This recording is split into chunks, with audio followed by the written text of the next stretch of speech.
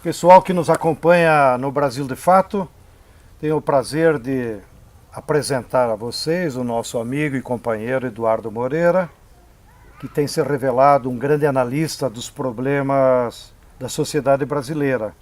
Nós tivemos o privilégio de tê-lo aqui na Escola Nacional Florestan Fernandes, onde ele proferiu uma palestra aos estudantes aqui da escola, e aproveitamos o ensejo para fazer essa pequena entrevista.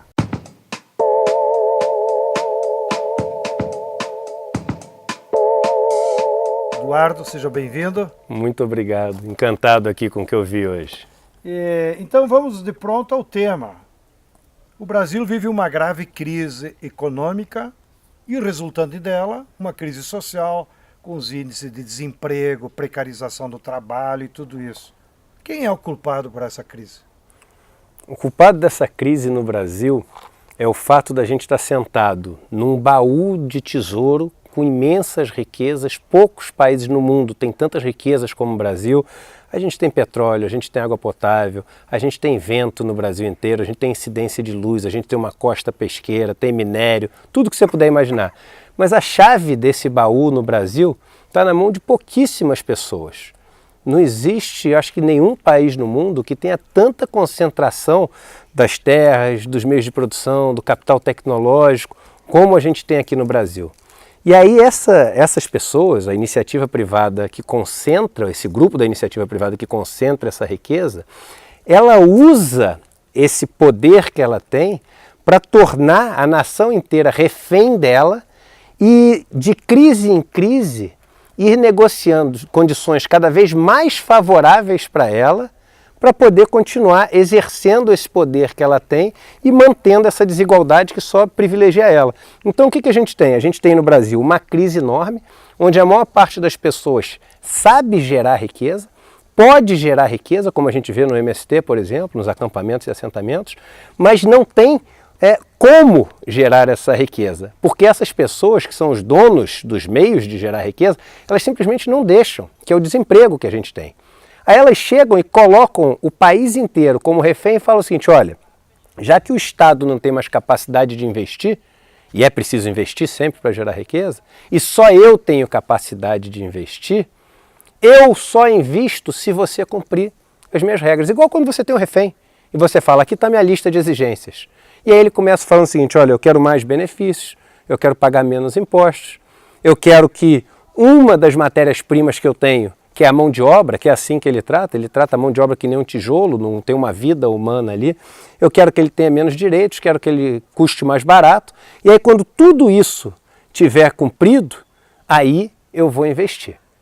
E aí o que acontece? O Brasil vive esses voos de galinha, ele vive uma crise. Aí, quando a gente tem essa crise, a gente vira refém. Quando vira refém, a gente cria essas condições todas. Aí essa pessoa investe, essas poucas pessoas investem. A gente cresce um pouquinho, porque quando investe, cresce um pouquinho. O resultado desse crescimento vai todo para a mão deles. E aí esse pessoal que trabalhou não tem mais condição de gerar riqueza. Aí a gente entra em outra crise. E a gente fica indo de crise para crise. Só para você ter um dado, isso é um dado do mundo, né? No Brasil o negócio é mais concentrado do que isso.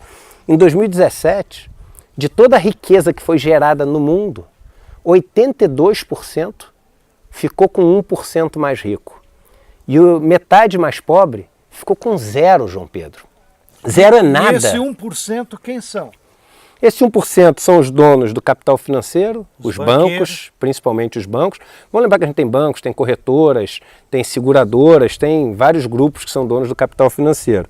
Você tem os donos do capital industrial, que cada vez perdem mais importância, porque o mundo está virando um mundo de serviços e um mundo de tecnologia, mas eles ainda têm importância em vários lugares do mundo. Você tem os donos do capital fundiário, que aí é muito um tema assim caro ao MST, né? Porque no Brasil você tem menos de 1% dos donos das terras, tendo mais de 50% das terras cultiváveis que você tem no Brasil. Então esses são esses donos dos meios que colocam o país inteiro de joelhos como refém. Muito bem. Agora, diante desse cenário da crise econômica que está aí, todo mundo sentindo na carne, pelo menos os trabalhadores, o novo governo, o governo Bolsonaro, eleito das formas que nós todos sabemos, com fake news, manipulando a opinião pública, tem apresentado que a solução para a crise é privatizar as estatais, retirar direitos dos trabalhadores e privatizar a Previdência. Você acha que esse plano do governo vai tirar a economia brasileira da crise? Tem a menor chance. Novamente, a gente pode viver um voo de galinha, porque aí esses poucos que detêm o capital no Brasil, eles vão se aproveitar dessa condição para investir um pouquinho e vai dar aquela falsa impressão, se tudo der certo, vai dar aquela falsa impressão de que começou a crescer, mas já é um movimento natimorto, que já começa para dar errado, né? Mas o que o governo está fazendo é simplesmente o seguinte: no Brasil, as pessoas que detêm esses meios de produção, elas não têm a menor ideia de como gerar riqueza. Nada, não sabe botar um tijolo em cima do outro, o cara não sabe fazer uma camisa, não sabe plantar uma semente, sabe nada, nada, nada. E ele depende 100% das pessoas que produzem a riqueza, que são os trabalhadores que a gente tem no Brasil. Isso dá para ele uma força muito grande de fazer essa chantagem que a gente está falando, mas ao mesmo tempo põe ele numa situação de muita fragilidade. Porque se esse trabalhador consegue se associar, consegue se unir e fala para ele o seguinte: olha só, meu amigo, da gente você não tira mais nada, agora se vira sozinho. Ele não é ninguém, ele não é nada, ele desmonta em um dia. Então o que esse governo está fazendo é só o seguinte: proteger essa classe, aprofundando essa dependência e criando uma barreira entre os que não têm os meios de produção e os meios de produção. E como é que você cria essa barreira? Primeiro, não deixando eles se associarem. Segundo, mantendo a taxa de juros na ponta, que é aquela do empréstimo, alta. Porque a pessoa que é a trabalhadora, que sabe como fazer as coisas, o consumidor, ele não tem a condição de pegar um dinheiro emprestado para comprar o meio de produção, gerar a riqueza numa taxa de retorno maior do que ela tem que pagar de juros. Porque se ela conseguir fazer isso, ela inverte a situação. Então por isso que os juros é tão alto no Brasil. E as outras medidas todas, a reforma da Previdência também, o que você está fazendo? Faz o seguinte: não deixa em momento algum esse cara ter uma condição onde ele pode parar de trabalhar. Ele tem que até o último dia da vida dele só ter uma condição de sobreviver, que é gerar riqueza para mim. Mas calma aí, cara, mas no final, se ele tiver que fazer isso, o cara ele vai estar assim, literalmente se matando no trabalho. Não tem problema, ele é um número de planilha. Esse governo mostra como ele trata as pessoas como um número de planilha. Um governo faz uma reforma da Previdência falando o seguinte: nós temos que economizar 1 trilhão. Eu não abro mão do 1 trilhão. Então ele tá assim, admitindo que ele está lidando com vidas como se fosse uma planilha. Mas aí você fala, mas esses 100 bilhões a mais aqui, isso aqui são 500 mil vidas que você está matando. Eu quero meu 1 trilhão. Então, assim, é um governo que aprofunda essa dependência e que trata nós como seres econômicos de planilhas de Excel. Mas não somos seres econômicos, somos seres humanos. Muito bem. Agora, no tema da Previdência, o governo tem dito que sem fazer a reforma da Previdência não sai da crise. Explica para nós aí por que isso é uma falácia. Sem a reforma trabalhista a gente não ia criar emprego também, né? Falavam isso também. E a gente ia gerar quanto? 6 milhões de empregos com a reforma trabalhista. Houve a reforma trabalhista e nós estamos com 13 milhões de desempregados. E ainda um detalhe, que isso não vem nas estatísticas que são divulgadas. Tem muito emprego que foi perdido e depois criado de novo com um valor muito mais baixo. Então, apesar do desemprego ter aumentado, foi pior do que, além do desemprego ter aumentado, foi pior do que isso, porque os novos empregos que substituíram os antigos foram em condições piores e num valor de remuneração pior. Né? Ou seja, baixou o salário médio no país. Baixou o salário médio e pioraram as condições. Né? E ninguém vê isso. Porque no Brasil, justiça do trabalho, olha a quantidade de processos. Olha a quantidade de pessoas que morrem no Brasil por acidente de trabalho. Ninguém faz essa associação. Né? A gente é o país que mais tem acidente de trabalho no mundo. A gente deveria ser também o que mais tem ações na justiça. Mas né? voltando à Previdência. Aí o governo... Por que a reforma da Previdência não resolve a crise? Veja o que a reforma da Previdência faz, João Pedro. Usando os números do governo, da PEC 6 de 2019. Aliás, não existe a reforma da Previdência do WhatsApp, do Facebook, a do Grupo da Família. Só tem uma reforma da Previdência, que está escrita na PEC 6 de 2019. Você vai no último item e ela mostra de onde vem o 1 trilhão. O 1 trilhão, nos primeiros 10 anos, 84% vem das pessoas que fazem parte do regime geral de previdência social, que é o INSS, onde ninguém ganha mais do que o teto de 5.800 e onde 90% das pessoas ganham ali até 2, 3 salários mínimos. Ou seja, não tem nenhum privilegiado. E das pessoas que ganham abono salarial ou o BPC, que são miseráveis, pessoas que têm invalidez ou que ganham até 2 salários mínimos por ano. 84% da economia de 1 trilhão vem dessas pessoas. Só que aí piora, quando você pega do 11º ao 20º ano, que está lá na PEC também, 94% vem dessas pessoas.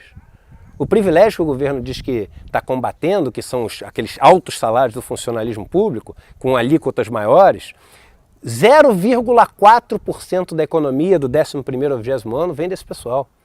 Eu até falo, eu sou muito mais radical que o governo. Faz o seguinte, acima de R$39 mil, servidor público, bota uma alíquota de 100%, cumpre o teto constitucional. O teto constitucional está aí para ser cumprido. Então é o seguinte, como o governo fala, porque a gente está acabando com a desigualdade, tem as pessoas que ganham muito dinheiro com a aposentadoria e está tirando o dinheiro dos pobres. Eu falo, mas então vai ser tirar do rico e tirar do pobre? Não é assim que você reduz desigualdade. Mas ele está tirando do rico, tirando do pobre. Muito importante todo mundo ficar com isso claro na cabeça. Não tem uma pessoa sequer que tenha uma condição melhor depois da reforma do que antes. Não tem rico, classe média, pobre. Todo mundo está pior com a reforma depois do que antes. Só que você chega para a grande parcela da população, para 30 milhões de pessoas hoje, e na frente você vai ter um número muito maior, porque a população está envelhecendo, e corta o que essas pessoas têm hoje em dia para poder sobreviver, e é o que aquece as economias da maioria dos pequenos municípios do país. E aí você está cortando isso. Como que isso vai aquecer a economia? Tem um estudo do IPEA que mostra o seguinte, que R$1 que cai na população via previdência tem um efeito multiplicador de 1,36 no PIB. Por quê? Porque assim que cai, aposentado não poupa, cara. O dinheiro que cai, ele gasta. E assim que ele gasta, isso volta para o governo como imposto, volta para a economia. Não é consumo de luxo. É isso aí. Agora, o dinheiro que cai, o mesmo estudo do IPEA mostra o seguinte, o dinheiro que cai na mão dos ricos via pagamento de juros, o multiplicador dele é 0,7. Qualquer multiplicador abaixo de 1 significa o seguinte, freia a economia, porque esse dinheiro cai na mão dele e fica parado no banco. É um dinheiro que não volta para a economia. Concentra.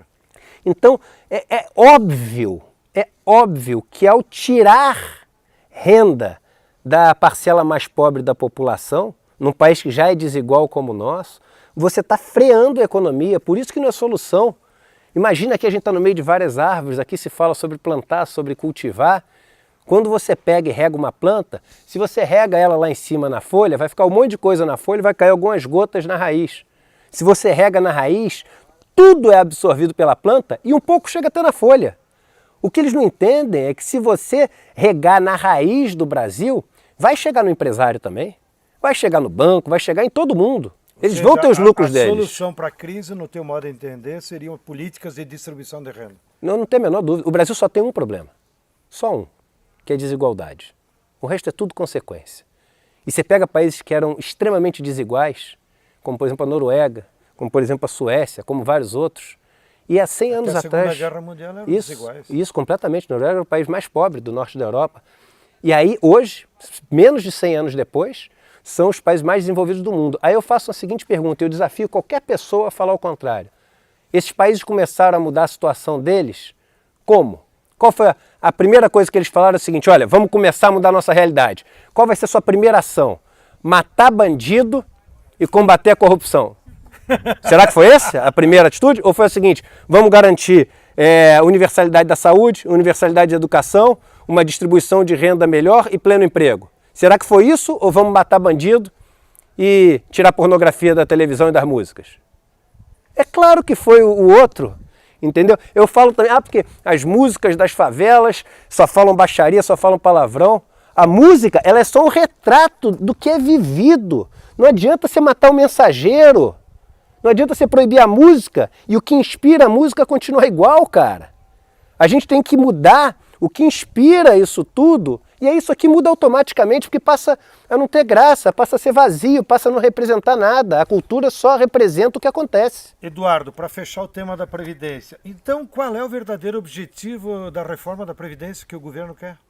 Duas coisas. Primeiro, garantir o dinheiro que é necessário para poder continuar pagando juros da dívida pública sem ter que um dia parar. É isso aí, dívida pública está 25% na mão dos bancos, 25% na mão dos fundos de pensão dos ricos, 25% na mão dos fundos de investimento dos ricos e 12% na mão dos investidores estrangeiros. Ou seja, quase 90% na mão das pessoas mais ricas da nossa elite, né? Das pequenas pessoas que formam a nossa elite. Então, essa reforma da Previdência, ela arranja mais R$1 trilhão para garantir esse pagamento sem que eles fiquem preocupados e possam continuar acumulando riqueza em cima do trabalho dos outros. Essa é a primeira. E o segundo é garantir essa dependência do trabalhador, ou seja, o trabalhador, ele até o último dia da vida dele, ele tem que me doar a única coisa que ele tem, que é a capacidade de trabalho dele, para acumular riqueza para mim. E a reforma da Previdência garante que até o último dia da vida o cara vai fazer isso. Muito bem, Eduardo. Então, nós tivemos aí uma radiografia da situação grave da economia brasileira e das falácias que o governo Bolsonaro está pregando, iludindo a população. Diante desse cenário, qual é a verdadeira saída popular que você defende? A gente tem que gerar riqueza no Brasil. E a gente tem muita riqueza para ser gerada no Brasil. Agora, para gerar a riqueza que a gente tem a capacidade de gerar no Brasil, a gente tem que redistribuir os meios de produção, as terras, o capital tecnológico. Não existe como fazer o que precisa ser feito no Brasil para as pessoas poderem viver uma vida melhor sem passar por essa redistribuição. Não tem solução matemática, João Pedro. E contra a matemática não dá para discutir. Não adianta eu pular para cima e torcer para continuar subindo. Eu pulei para cima, eu vou cair para baixo. Então é o seguinte, eu já fiz uma conta uma vez, mostrando o seguinte, se a gente quiser que as pessoas mais pobres do Brasil ganhem R$ 1.500 a mais por mês, acho que 50% mais pobres, que vivem com um salário de miséria, a maior parte delas com menos de um salário mínimo, quando não tem aquelas que não ganham nada. Seguindo a mesma distribuição de renda que a gente tem hoje, vão passar 50 anos com taxa de crescimento alta e a gente não chega lá. É impossível, é matematicamente impossível. Agora, se redistribuir, você tem um efeito exponencial, porque não só no primeiro ano essas pessoas mais pobres já melhoram muito, como ao melhorar a capacidade produtiva delas de gerar riqueza, a vontade de gerar riqueza aumenta também. E aumenta o consumo e aumenta a roda da economia. Eu aprendi no MST quando eu fui na Copran, lá na cooperativa que tem a agroindústria do leite. Em 7 anos, eles fizeram uma agroindústria que parece que você está na Europa. Chegam a processar quase 100 mil litros de leite por dia. Trabalham em 3 turnos. Eles conseguem servir ao município, ao estado, a vários lugares ali em volta. E o que motivou ali? Foi o lucro? Ou foi ter uma estrutura que permitisse com que todos construíssem a comunidade que eles sempre sonharam construir? E a renda distribuída entre todos. Isso, claro. Então mostra que aquela ideia que a academia neoliberal, que é a academia que reina no país, nas universidades todas, diz que é o seguinte, o lucro deve ser perseguido e ele faz com que o capital acabe se distribuindo da maneira mais justa. Ué, então o que aconteceu na Copran?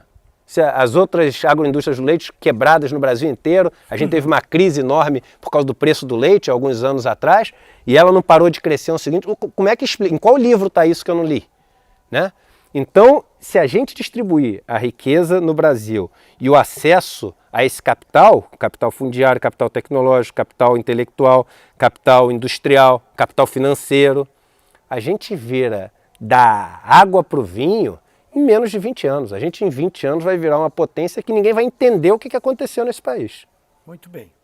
Bem, para encerrar a nossa conversa, que estava muito boa aqui, uma perguntinha que tem tudo a ver com as próximas semanas, que está marcada aí uma greve dos estudantes e professores da área da educação, porque o governo cortou 30%. O que você acha que tem por trás dessas medidas do governo de querer cortar recursos da educação? Essa semana eu comentei com os companheiros numa palestra e botei até no meu Twitter lá. O orçamento das 67 universidades federais do Brasil é 7 bilhões esse ano. Merreca.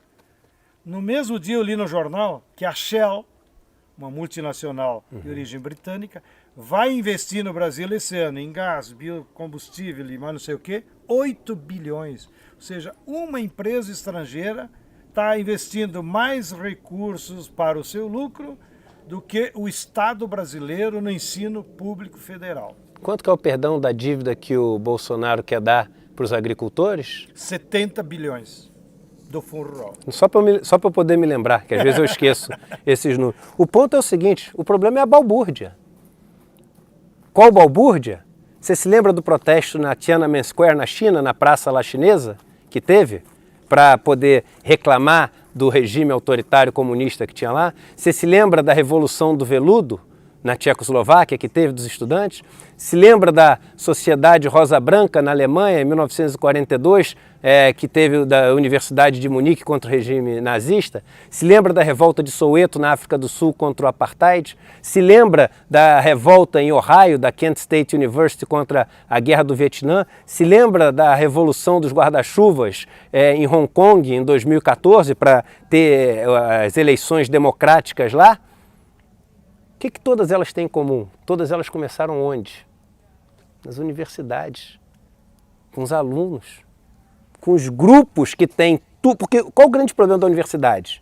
Eles têm tempo, eles têm disposição e têm conhecimento. É a única fase na vida que você tem os três ao mesmo tempo.